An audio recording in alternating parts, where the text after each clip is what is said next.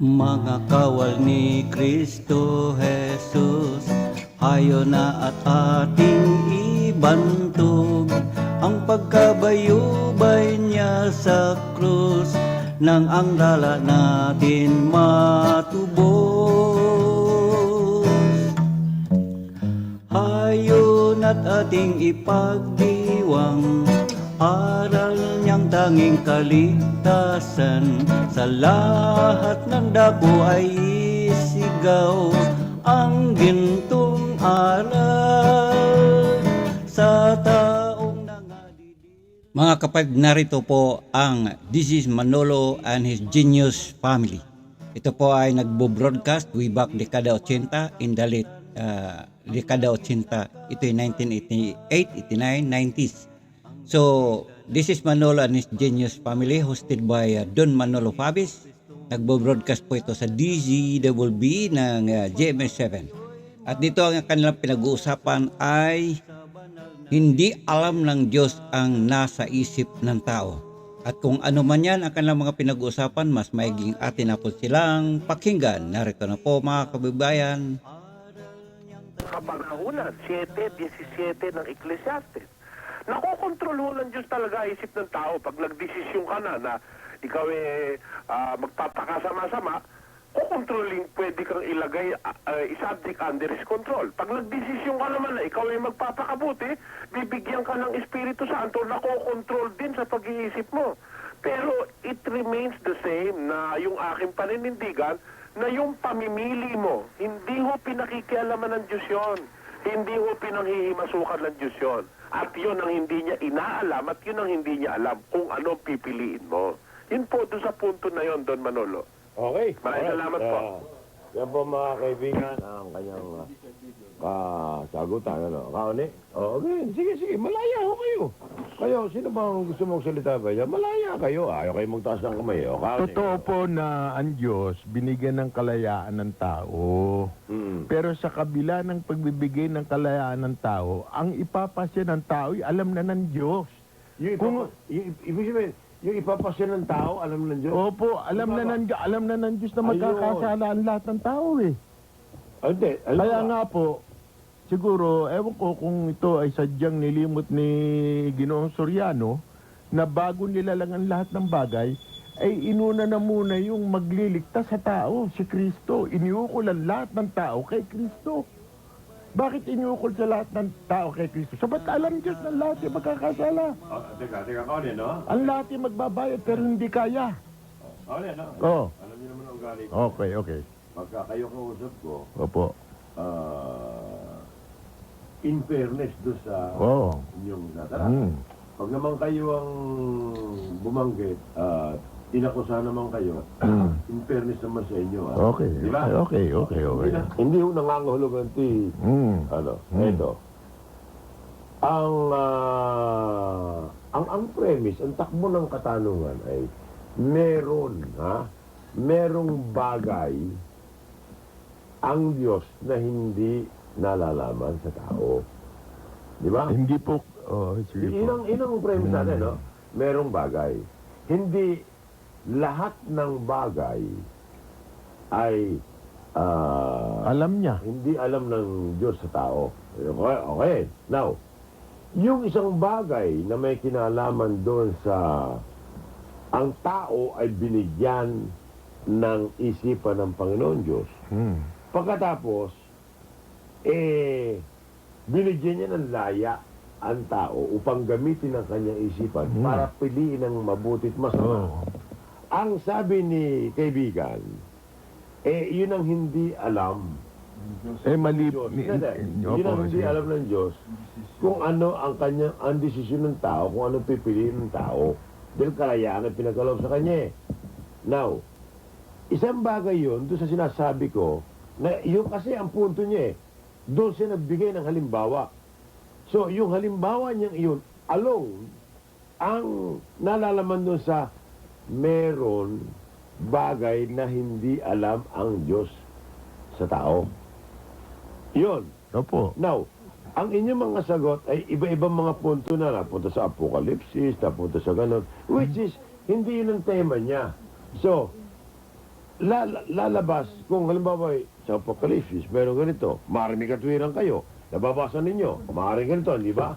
But then, hindi yun ang tema niya eh. Nandun siya sa tema niya na yung, kaya may inuulit-ulit niya, nung tinatanong ko, ay lagi niyang dumarating sa punto ng free willing, yung doon sa mabuti masama. Ang mga tanong lang ng tao napupunta sa kung saan-saan. Kaya So, nga po, ang sagot ko doon, Hindi ang tanong doon eh, lahat ng bagay, kaya, hindi alam ng Diyos. kaya nga po, ang Okay, sagot sige ko po. doon ay hindi dahil sa ang tao ay binigyan ng Diyos ng free willing, ay hindi na alam ng Diyos kung ano nasa isip ng tao. Ayun. Yun naman ang inyo. Oo, Now, sapagkat Diyos yun eh. I-justify ninyo. Why? Oo. Bakit? Sapagkat, una-una, napatunayan natin sa mga maraming pagkakataon sa eksperyensya ng tao na kung talagang kumikilala sa Diyos, ano sabi ng apostol si Santiago? Kung loloobin ng Diyos, kami pupunta riyan bukas. Bakit sinasabing kung loloobin ng Diyos? Sapat lahat ng pangyayari sa buhay ng tao nasa hawak ng kamay ng Diyos. Siya ang source, siya ang pinanggagalingan, siya ang nagpapasya, siya ang may hawak. O mabuti o masama man ang gagawin ng tao, ang Diyos ang may hawak ng lahat ng yan. Kaya ang sabi ni Santiago, kung kayo mananalangin, sasabihin nyo kung loloobin ng Diyos. Bakit? Lahat eh. Kalooban ng Diyos. Hindi mangyayari kung hindi loloobin ng Diyos. Kaya nga sabi ni Kristo, yung isang ibon, Maya, hindi babaksak yan nang hindi nalalaman ng Diyos. At ang inyong mga buhok, lahat yan bilang ng Diyos. Inibiri mo yan, lahat alam niya. Pagkatapos sabihin mo ngayon, hindi alam ng Diyos kung ano ipapasya ng tao, ay malaking kanyang paglaban sa katotohanan. Relax. Okay. Yan ang ibig Okay, sabihin. sandali lang. At para tayo ma-relax ng gusto mga kaibigan, ipaglagay... Saan mapupunta na? Lagay mo na natin ito. Pasagutin natin ito para mati. Okay. Kaibigan. Andito pa po. Sige. Ano nga yung nabagat na kaano? Alam po ninyo, ikinalulungkot ko, at ito'y with due respect to Kaoni, wala naman akong masamang sasabihin laban sa kanya. Ikinalulungkot ko na siguro na pagsasama ni Kaoni, yung kalooban ng Diyos, pag sinabing kalooban ng Diyos, iisa lang sa kanya yon. Dalawa po ang sinasabi sa Biblia na nangyayari sa mundo. Meron hong direct will of God. Yun talagang kalooban niya. At meron naman pong permissive will of God. Yung pangyayaring binibigyan niya ng kapahintulutang mangyari. Pero hindi niya yun talagang kalooban. Nagpahintulot lang siya na yun ay magawa. Kagaya nung nangyari kay Job. Huwag sabihin ni Kaoni na gustong-gusto ng Diyos na magkasakit-sakit si Job. Na magkaroon ng bukol mula ulo hanggang paa. Yun ay permissive will. It is not the direct will of God. The will of God about Job is to make him plentiful. Sa lahat ng bagay ay pinagpala ng Diyos si Job. Pero may dumating na kaaway na gustong testingin ang integrity ni Job. Kaya binigyan ng Diyos ng pagkakataon si Satanas na testingin si Job. And that belongs to the permissive will of God. It is not the directive will of God. Agaya ko ng halimbawa, yung pagkakapanganak ng mga tao sa mundo. Ang direct will of God ay magpakarami kayo. Hindi ko sa lahat ng tao sinasabi yon. Unang sinabi yon sa matwid na si Eva at si Adan. Pangalawang sinabi ng Diyos yon sa matwid na si Noe. Noon sabihin niya kay Noe yun, wawalo po ang tao sa mundo noon dahil pinatay niya lahat, nilipol niya sa baha. Alin ang nilipol niya? Marami ng tao noon pero nilipol niya dahil masasama. So sabihin niya sa kay Noe na magpakarami kayo, that is his directive will. Gusto niya ang dumami yung matwid at hindi yung masama. Pero dumadami rin ang masama, yun ang permissive will niya. Siguro doon naguguluhan si Kaoni sa mga punto na yon, Don Manolo. Okay. Opo, maraming salamat po. Thank you very much. Alright, Alright, quiet. Okay, kapra-kapraso tayo, ho. Jun? Ako po may sasabihin tungkol doon po sa one-on-one kanina sa aking katanungan. Na ang tanong po, noong si Pablo ay nasa sinapupunan pa ng kanyang ina, hindi ba na alam ng Diyos yung plano para kay Pablo? Ang sagot po kanina, special. Parang si Upaw may regular, may special ano. Ang alam ko, lahat ng tao, mahal ng Diyos eh. Kay masama ka, kay mabuti, gusto niya maligtas ka eh. Special ka sa Panginoon, sa Diyos. Ngayon, sa kanyang sagot, nangangahulugan ang punto, may pagsang-ayon na siya, na alam ng Diyos. Bakit? Si Pablo, tinawag eh. Tinawag si Pablo na alam ng Diyos ang naging plano niya para sa pagka-apostol ni Pablo mula pa sa bahay bata ng kanyang ina. No? Kung siya naniniwala na ngayon kaya siya naging mangangaral mula pa sa bahay bata ng kanyang ina hanggang lumaki, kahit nagkasala siya, ngayon tinawag siya. Maaring pumasok yung kanyang pagpapaliwanag doon sa hindi alam ng Diyos ang plano para sa kanya, kaya ngayon siya nandito sa Genius Family. Di ba? Ganun lalabas yun. Okay. Alright, thank you very much. Kaminong. Opo, ang sagot ko po ay doon sa hindi daw nalalaman ng Diyos kung magkakasala ang tao. Pero dito sa isang talata, na may handa na ang Diyos bago pa natatag ang sanlibutan, yung dugo ni Kristo ay nakahanda na. Doon sa talata ng Kapitulo 1, talatang 18, hanggang talatang 20 ng unang Pedro, nalalaman ninyo na kay tinubos ng mga bagay na hindi ng pilak, kundi ng dugo ng kurderong walang dungis na ipinakilala na noong una bago ginawa ang sanlibutan, yung dugo ni Kristo. Kaya sa makatwid, meron ng plano ang Diyos ng pagliligtas sa kasalanan ng tao. Wala pa ang sanlibutan, nakahanda na yung dugo ni Kristo. Sa makatwid, alam niya na talagang meron tutubusing mga tao. Yun ho'y nasa 1:18 hanggang 20 ng unang Pedro. Okay. Ray Tyson Cabangon. Ray, go ahead. Ang maisususog ko po dyan, kailangan din malaman natin na ang tao, pinagagalaw, binubuhay, binibigyan ng kaisipan sa pamamagitan ng Espiritu. Kaya't ang nagpapagalaw sa tao ngayon ay Espiritu. Kaya, bago mangyari ang mabuti, bago mangyari ang masama, alam na ng Diyos ito sapagkat nakikita niya kung higit na nakalalamang ang udyok ng kasamaan, ang ibubunga ng pasya ng tao ay kasamaan. Kung nakalalamang ang kapuspusan ng kabutihan, ang ibubunga ng magiging pasya ng tao ay magiging mabuti. Sapagkat yun ang kinauuwian ng pagpapakilo sa tao, yung espiritong buhat sa Diyos na may kapahintulutan ng lahat ng mga bagay na nasa Kanya. Kaya yan, sa Kanya lang din nanggagaling ang lahat ng pasya. Katulad ng sinabi niya, permissive o ano pa man yun, basta will, sinabi will pa rin ng Diyos ang lahat ng iyon. Okay. Alright, Pros. Si Pros. Dali, Pros, dali. Talagang nalalaman ng Diyos ang lahat ng bagay doon, Manolo, sapagkat gaya ng sinabi sa Timoteo, sa mga huling araw ika, maraming babangon ika na inguan na tinatawag na magsipagturo ng mga pagbabawal ng mga aral ng demonyong pag-asawa, pag huwag kumain sa lamang kati. Ibig lamang sabihin, tinutukoy ng Diyos magitan ng Espiritu, yung mangyari sa darating na wala pa yung mga taong mabubuhay sa panahon na yun, sinasabi na ng Diyos. Kaya huwag sabihin natin o paniwalaan natin na ang Diyos hindi alam ang kanyang ginagawa. Lahat ng bagay alam niya sapagkat nakapanukala na kinulong niya sa kasuwayan ang lahat ng tao upang sa magitan ng habag maawa ang Diyos. Kaya ang nakapanukala na mayroong tagapagligtas na darating sa panahong darating. Ganun po. Okay. Sandali lang. Lagyan mo natin ito, baka maputulo sa telepono. Okay. Hello? Hello? Yes? Si Mr. Villar Ramos po, pwede po magtanong kay Kaone?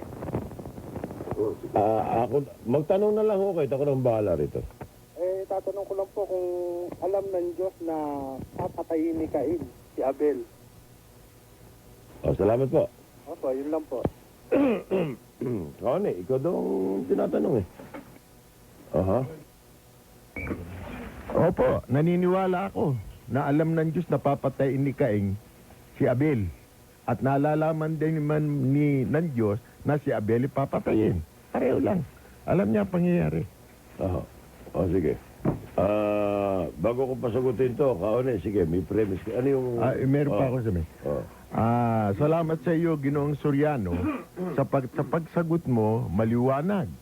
Whether it is permissiveness or whether it is direct, it is still the will of God. Sinasabi mo, permissive will of God.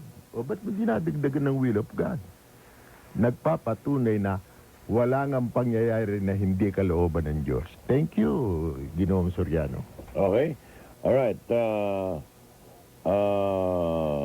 Sige, bago ko ilagay ito. Ano?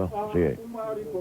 Pahintulutan po nyo, gusto ko lang pong manawagan sa isang nagngangalang Jack Stone.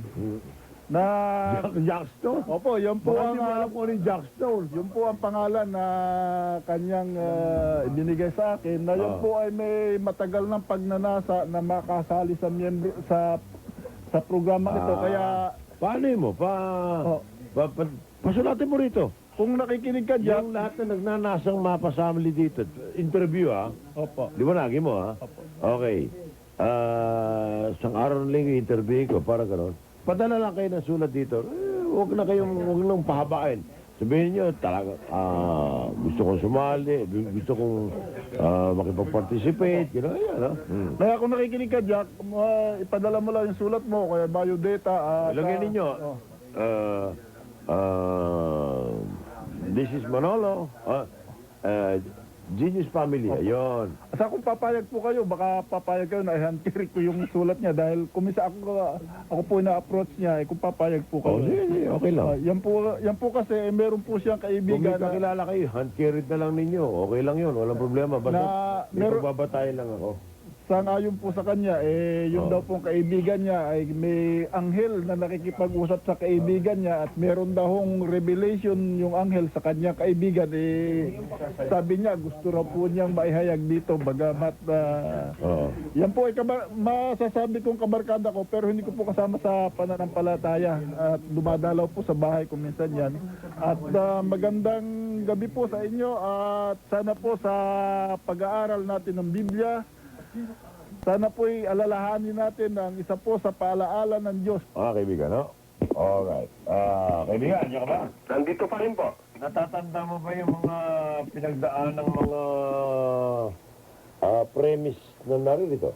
Awa po naman siguro ng Diyos ay ma-recall ko. Sige po. Unang-una po, nagpapasalamat din ako kay Kaoni at tinanggap niya yung sinabi ko na ang Diyos, ang nangyayari sa mundo, mayroong permissive at saka directive Alam will. mo, may salita ka pa, Ito ang, this something I like kay Pascal, kay Kaoni, Si Kaoni, ganito yan Pag sa palagay niya, ang isang bagay ay tama, doon siya Pero never niya ipagpilitan yung isang bagay na mali. Ngayon, pag napansin ng mga ika nga apektado siya sa kanya sinabi, yung taong yun hindi pinagpipilitan pang yun ang gusto ko dyan.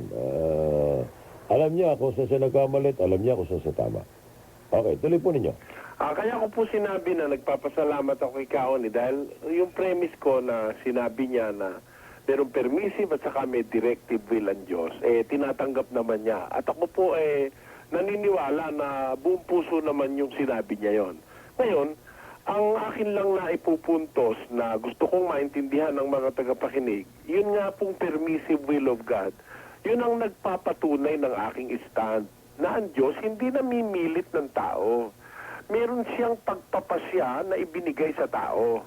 At yung pagpapasya na yon, kung ano ipapasya ng tao, kung siya'y gagawa ng mabuti at kung siya'y gagawa ng masama, wag nating iatang sa Diyos na alam na ng Diyos na magkakasala ang tao. Sabi ni yung isa nating kasama dyan, si Kare, alam na raw ng Diyos at saka ni Kamenong, isinulat ko rito. Alam na raw ng Diyos na magkakasala ang tao. Yung pagkakasala ng tao, pasya na rin daw ng Diyos yon. Alam nyo, yung pagkakasala ng tao, hindi ho kailanman ipinasya ng Diyos yon. yung pagkakasala ng tao ay pasya ng kanyang sariling pakagagawan. Pakinggan nyo sa isang talata ng Ecclesiastes, narito, ito lamang ang aking nasumpungan. Ito po'y 7:29 ng Ecclesiastes, na ginawang matuwid ng Diyos ang tao. Ngunit nagsihanap sila ng maraming katha. Hindi po ang pasya ng Diyos ang tao ay gumawa ng kasalanan. Kundi, yung pong pagkakasala ng tao ay kanyang sariling desisyon na humanap siya ng sarili niyang katha, bagaman siya ginawa ng Diyos na matuwid. Ngayon, doon naman po sa sinabi kanina ni Kapros, na alam na raw ng Diyos yung gagawin ng taong masasama dahil may hinuhulaan daw na magbabawal ng pag-aasawa at saka yung magbabawal ng lamangkati. Alam ng Diyos yung circumstances na hinaharap. Sa umpisa pa ho, alam na ng Diyos na may mga ganong circumstances, pero wala siyang ipinin-point na isang tao na gagawa nun. Wala po siyang ipinin-point na ipinahamak niya yung tao na yun na ikaw ang gagawa niyan. Kahit ano ang mangyari, ikaw ang gagawa niyan. Ako nagpasyang, ikaw ay gumawa ng kanyan, ikaw ay mag-rebuild, ikaw ay mag-anan niya sa Sapira. Wala akong ganon. Otherwise, lalabas, hindi totoo yung sinasabi ni John Lachica na alam na, ang gusto ng Diyos, lahat ng tao ay maligtas. Gusto ng Diyos na lahat ng tao ay maligtas. Mahal niya lahat ng tao. Eh kung siya pala nagpasyang, si Judas ay maghudas, si Ananias at si Sapphira ay magtaksil, at saka si Jimenez at Alejandro ay lumaban kay San Pablo. Eh kung siya pala rin may kagagawa nun, lalabas, pinaglalaruan niya lang ang tao, which is not in reality with the character of God. Yun po ang aking gustong ipapansin sa aking mga kasama. Maraming salamat po, Don Manolo. Alright. Okay, yan po naman ang stand niya, mga kaibigan. Ano, ha? Oh. Talagang ganyan. Alam niyo ang pinag-uusapan natin ganitong bagay. Ako meron common question sa inyo. Ha? Okay. Medyo naiiba ito, no? Para hindi sabihin naman natin very elementary, pero kung tutuusin, okay. Hindi ba meron tayong langit? Kapag kanya ang tao ay namatay at pagkatapos ay naghukom at pagkatapos ay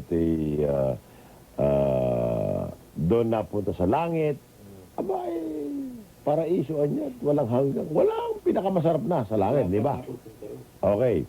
Now, yung kabila niyan ay impyerno. Hindi ba? Impyerno. Ang mga tanong ay ganito. Kung ang tao ay pagpunta sa langit ay magpawalang hanggan na nasa langit siya ay napakaligaya, sa impyerno ba ay magpawalang hanggan din nandoroon ng tao at sinusunog? Opo, ganun po nakasulat sa Biblia. Walang hanggang parusa. At doon naman sa mapupunta, doon sa Eden, o yung nawalang Eden, paraiso, o langit, kung Walang ano, hanggang kaligayaan. buhay na walang hanggan. Opo. Ang tanong, ano ba nararamdaman, kung nasa impyerno? Ba? Ang nararamdaman ba'y init na katulad ng tao? Di tao tayo yan. Apoy yun Pagkatapos tao tayo. Medyo napahawak tayo sa nagbabagang apoy. Yung bang init na yun, yung ding init na, ganun ba rin? Opo, init din, apoy Ganun din. Pero ang diferensya, hindi na mamatay. Ano mangyayari no? Abay, di pinarurusahan. Pinahihirapan talaga. Hindi totoo yung sinasabi ng ibang may katapusan daw yun. Hindi. Talaga nakalagay sa Biblia. Walang katapusan, hirap eh. Okay, sandali. Opo. Kami may katapusan ba yung paghihirap sa... Meron po. Kasi po magkatuwaso yun eh. Meron po. Meron po katapusan. Ito na, sinasabi ko lang nga O sige, meron. Go ahead. Meron na. Kasi po, ang katuwas niyan, ang taong maliligtas, bibigyan ng walang hanggang buhay. Ang hindi maliligtas, magkakaroon ng walang hanggang kamatayan. Mamamatay ang hindi maliligtas, masusunog sa apoy. Pero hindi po walang hanggan na ibig sabihin. Kagaya yan ang salitang walang hanggang ebanghelyo. Pero pagkatapos ng lahat ng bagay ng programang ito, ng ebanghelyo ng Panginoon, matatapos din po yon. Hindi po palaging mananatiling magpakilanman sapagkat pagkatapos na masunog ang tao, ayon sa Malakias Kapitulo 4, talatang 1 hanggang 3, ay magiging abo yan. Yayapakan niya ng mga naliligtas sapagkat yung mga sinupok na yon ng apoy, magiging abo sa ilalim ng talampakan ng mga tao na nagkaroon ng mabuting kalagayan, katwiran ng Diyos. Kaya hindi po walang hanggang kamatayan sapagkat ang masama ay malilipol. Wala hong sinasabi sa Biblia na walang hanggang ang pahirap buhay ang tao. Hindi ho ganon ang narito sa Biblia. Okay. O, sino? Kayo? Reste, may katapusan o wala? Kaone. Sandali. Naku, bukas ang mikropono ninyo eh. O. Okay. Ano? Reste, may katapusan o wala? Wala po akong ginawang pagsasaliksik diyan kung may katapusan o wala. Ang natitiyak po, paparasahan po doon sa tinatawag na impyerno. Pero doon po sa sinabi ni Menong na tulad niya ng walang hanggang ibanghelyo, lumalabas ho na yung kanyang yung ibanghelyo natin merong hangganan. At sa pag-aaral ko po kasi sa Badista, lumalabas po na yung mga sulat ni Ellen G. White, kinikilala po nilang ibanghelyo o bahagi ng ibanghelyo o kung maaari Third Testament. Yun po ang nilalabasan po sa pag-aaral ko. O sige po, sige, sagutin nyo na yung huli. Teka, sandali. Saka natin balikan yan, no?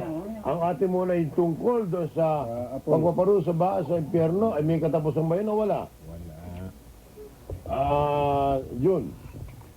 Ang sagot po ibabasahin ko para hindi tayo makapagbigay ng ibang kasagutan. No? Sa Marcos 9, So, walang nangyari sa atin. Para tayong mga squatter dito. Marcos 9, Upo ang pros. talatang 48 at 49, na dooy hindi namamatay ang kanilang uod at hindi namamatay ang apoy sapagkat bawat isa ay aasnan sa pamagitan ng apoy.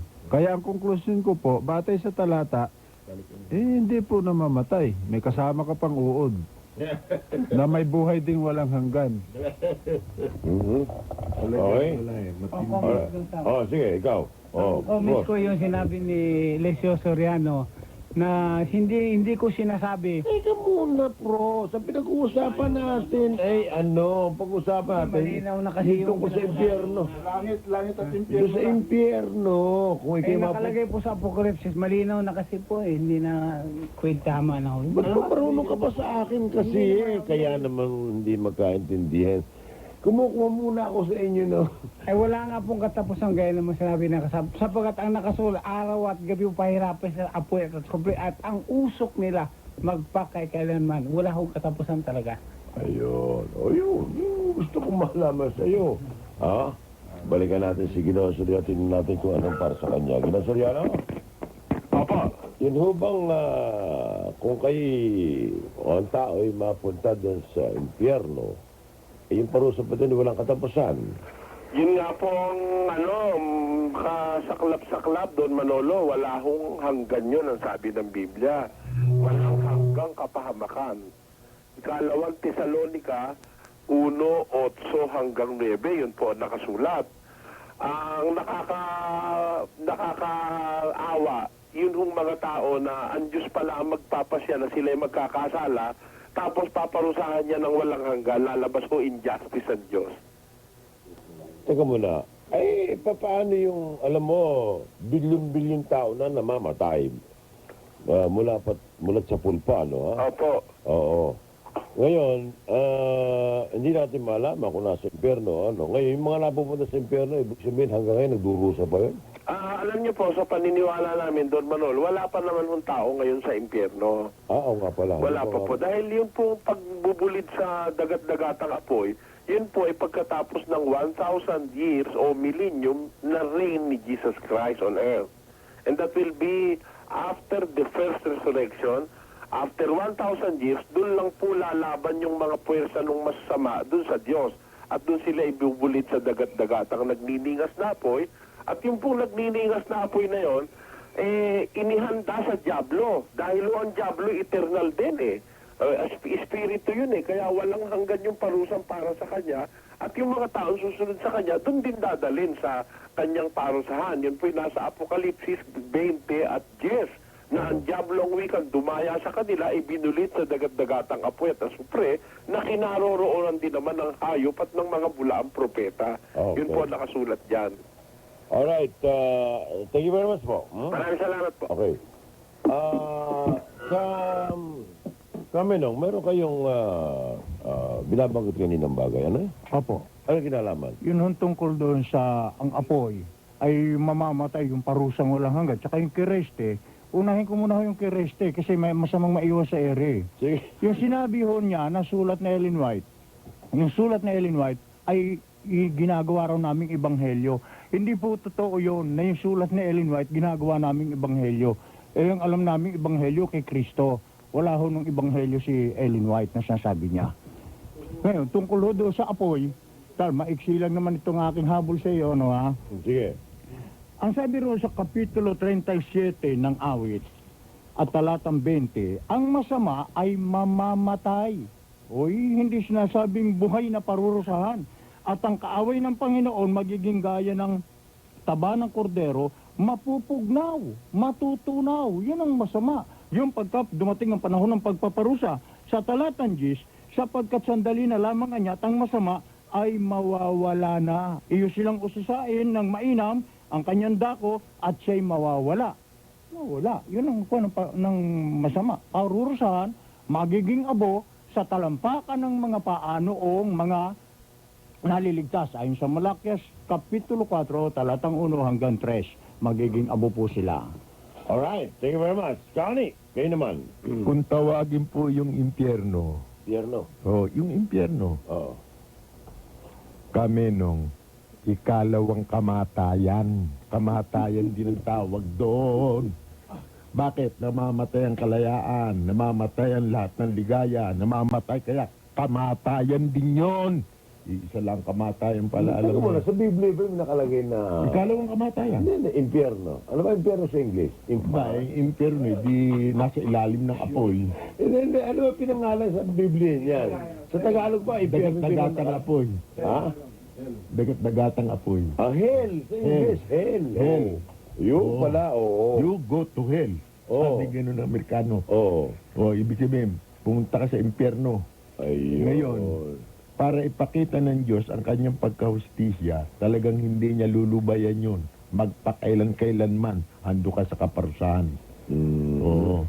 Sapat ganun ang galit ng Diyos sa kasalanan na ipinagtanggol ng mga napunta doon. Oo. Sapagat yung dragon at saka yung bulaang So, propeta. nangangahuli ka, kung halimbawa, mapupunta sa impyerno, kayo rin yun. Ha? Yun din tao yun. Halimbawa, yung tao namatay, yun din yun. Aba, yung mga taong nahatulan nga sa ikalawang kamatayan. Merong ikalawang kamatayan. Hindi, yun nahatulan sa ikalaw. Hindi, yun nahatulan sa ikalaw ka ba? Di sa impyerno yun, no? Yun din yung taong yun. Baba, si Pedro Tarpulano namatay. O, di... Makasalanan. O, makasalanan. Nagsisi. Oo. Balik loob sa Diyos. Yung pupunta doon sa impyerno, yun ang kahatulan sa kanya. Si Pedro ba yun? Oo. Tarpulano. Oo. Siya yun. Ibubulit sila sa dagat-dagatang api. Siya yun. Oo. Anong damit nila pag dinala doon Ha? sa impyerno? Bayaw ko kung ano ang damit nila nung mamatay. Hindi ko alam eh. So, ngayon, yun nasa langit naman, magkakakilala rin sila. Oo, magkakakilala rin yung mga Yun din yun. Alin? Halimbawa, ang pumunta sa langit, si Frost. Eh, wala nang binabanggit na kung anong damit ang susot doon eh. Hindi, nagpunta Na- halimbawa, napunta Kagaya ng sa damit langit, dito sa lupa. si Frost at saka si Resty. Magkakilala sila. Oo, kung pareho silang maliligtas. Oh, Magkakakilala Resty. sila. Resty, pareho pala tayo nasa langit. Andito na tayo ah. Ang sarap ito. Oo. O ano yun? Tama yun. Sapagkat ang sabi ng Ano banal na gagawin nila kasulatan. doon? Ha? May asawa rin sila doon? Wala. Wala. Wala nang pag-aasawa ron eh. Bakit? Wala nang production dun eh. Sapagkat katulad na ng mga anghel na hindi nag-aasawa at pinapag-aasawa. Yun. Walang kadaladan. Ang tao niya, Oo. hindi po ang Diyos ang nagpasya na ang tao ay magkasala. Kundi ang tao ang talagang gumawa ng kanyang pagkakasala. Ngunit alam ng Diyos na magkakasala ang tao. Yun po ang aking ibig sabihin kanina sa sinabi ni Kaeli. Okay, alright. Teka, pasagutin natin ang kapraso. Okay, kaibigan, andyan ka ba? Opo. Ano ba yun? Ay, ang nagsabi po na ang tao, ang Diyos ang nagpasya na lahat ng bagay, kaya pati yung pagkakasala ng tao, Eh si kaibigang yung pong kasamahan ni Kairfelo at saka si Kaoni, yun po ang nagsabi, hindi si Camelo. Hindi po si Camelo. Yun pala. Camelo. Kayo naman Camelo. Hindi naman pala kayo eh. Bakit naman? Oo. Ano kanyo? Paano kanyo Camelo? Kasi yung banggitin na kami ang pangalan, tapos ang dulo nun, kaya akala ko kasama ako sa sinabi Camelo. niya. Kayo nasa programa ng Genius Family. Opo. Wala kayo sa Hotel Nico. Oh. Manila Garden, ha? Oh, O, yun yung kalaban nyo ito. Papuntahin nyo dito. sa Martes Ule. Hindi. Sabihin nyo, banggitin nyo sa kanya. Inanyaya ko siya rito. Sabihin mo, mga 20 minutes lang, oh. Interview siya, Pwede 20 minutes. Pwede. Bigyan niya ng talagang ganun eh. Bibigyan natin. Okay? Aalokin ko siya. Ibabalita ko Oo sa kanya. naman. Oo, sige, Wala opo. problema doon. Okay? Buti nga yun eh. Pero, sabihin niyo, tatalakayin naman natin yung kanyang doktrina. Yung kanyang doktrina. Kaya, dito, lalabas ngayon mga kaibigan, pati bayan ang doktrina ninyo. Dito natin malilirip kung totoo nga ang inyong daladala. Okay? Opo. Sige. Ray! Don Manolo, may reaction po ako kanina doon sa sinabi niya na itinalaga ng Diyos. Parang gusto yatang palabasin na tinututulan ko yung ang gusto ng Diyos, ang lahat ng tao ay maligtas. Hindi ganoon ang tema ko yata kanina eh. Ngayon, pakikita natin na ang tema ay ganito. Lahat ng gumagawa ng kasamaan, nakatalaga sa kapahamakan. At lahat ng gumagawa ng kabutihan, nakatalaga sa buhay na walang hanggan. Ngayon, kung gumagawa ka ng kasamaan, totoong nakatalaga ka sa kasamaan at sa kaparusahan, ngunit kung ikaw ay magbago o magsisi, maalis ka doon sa katalagahang kapahamakang yon. Baka ganyan ang gusto mong makita. Pero sabihin ko na, ipinapasya ng Diyos na ikaw pirmi na lang dyan sa kasamaan para ako ay, dinistino ka na dyan sa kapahamakan para sa pananalita ko ay kontrahin ko yung gusto ng Diyos ay maaligtas ang lahat para kontrahin ko. Hindi naman ganun yata eh. Hindi ganun ang pinakikita ko doon. Alright, okay. Para maunawaan ng marami. Sige. Response ng konti. Kaibigan. Salamat naman po at gano'n ang kanyang pagka-analysis ngayon.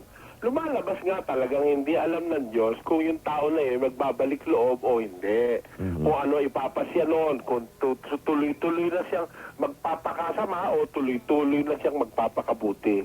Yan po ang aming stand at nananatili po. Yung stand na yun ay talagang nagbibigay tayo ng napakagandang posisyon para sa Diyos na talagang siya ay Diyos ng hustisya.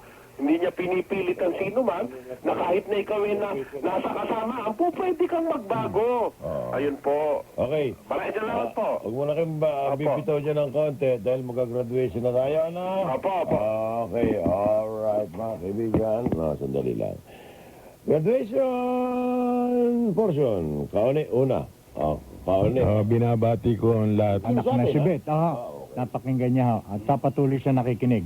At ganun din, tinatawagan ko si Ben, tumawag ka sa akin bukas at para maintindihan mo si Barry. Opo. At binabati ko ang lahat ng kapatiran sa Pasig para sa Martes na tayo magkita-kita uli sa Nico Hotel.